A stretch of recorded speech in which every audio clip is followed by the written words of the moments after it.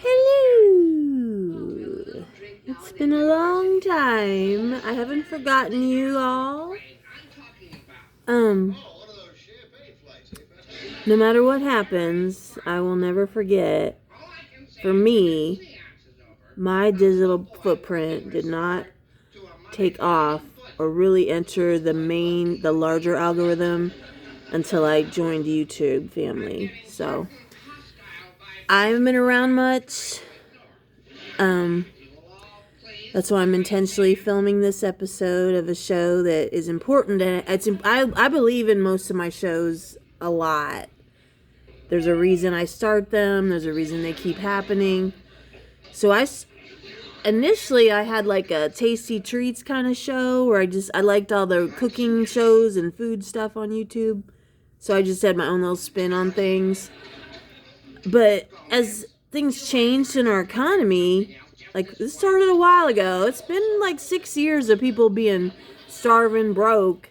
The gas crunch, food crunch shit of the last couple years is just a vice that was on something that was already gone, that didn't exist anyway. Like squeezing something that was already dry, blood from a stone and all that stuff. So I had this show a few years ago. I had an offshoot of my recipe tasty treats show, because sometimes I had things that were a little more complex that I don't always eat all the time. Like I do a lot of homemade Asian sauces and things like that. But I felt like I needed to also reflect on the other side of me as the frugal person in the kitchen. Like make do is another way, what they used to call it. So I have a show I called Broke Ass Kitchen. I started like 3 years ago. I just had no idea it would be even more relevant now. Like that's sad to me. I don't want it to be relevant. But here we are. So here's Broke Ass Kitchen. I'd have to go look. I can't remember the last time I did one.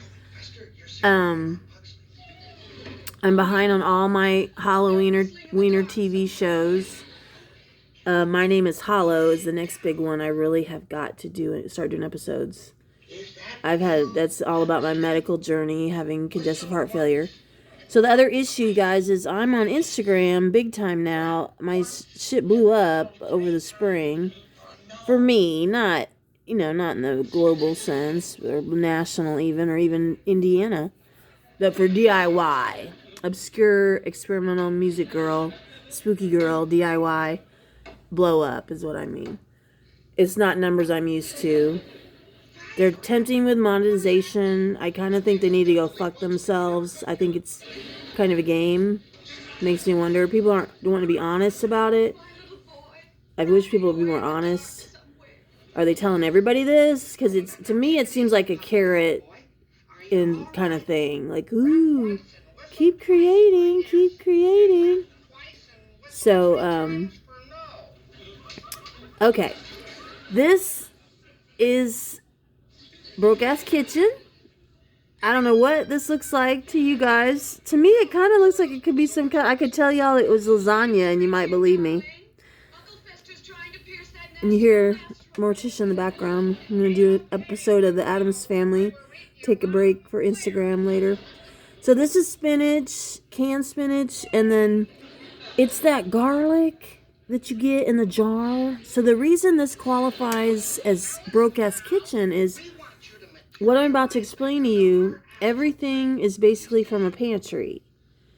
So that's what's going to deviate and variate. So I, like a lot of Americans, I had to make the decision that I'm going to have to pantry it for a few months just to get my finances a handle on some things. Cat food is insane. They're just screwing it to us every way they can think.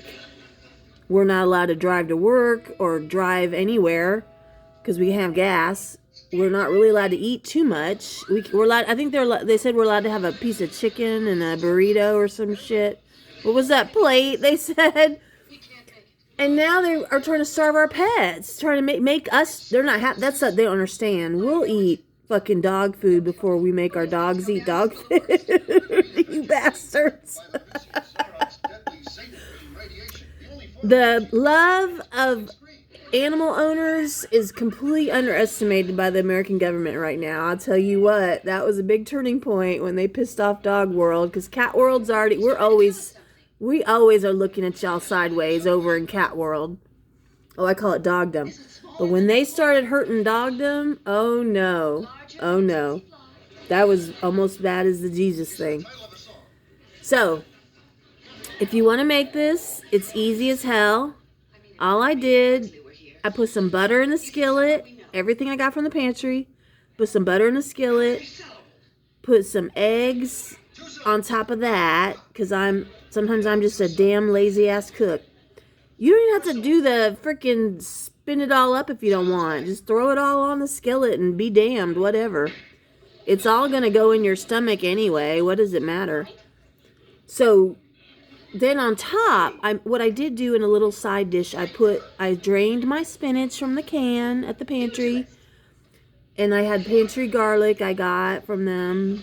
So I drained the spinach and put it in a little bowl and then mixed in the garlic.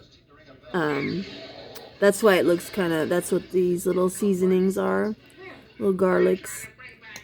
And so then I added, you could add any spices you want, because, you know, it's an egg omelet, so to speak. I added some of that dried onion stuff, because I could try to chop some onions, but I was just trying to do something quick. And then you could eat it the way it is. This is probably what I'm going to do, because it looks like a lot, because it was a whole spinach can, because I need my veggies. I love spinach. Ooh, every form. But I also had some naan the pantry gave me. So everything's still, you're not always gonna have the same things when you go to the pantry. So this was pretty nice to give me that. So what I would do if let's say that was less egg, or I was extra hungry or whatever, you could make a sandwich out of this eggs thing that I just did. You can do whatever you want. It's your kitchen. It's your tummy. I will see y'all.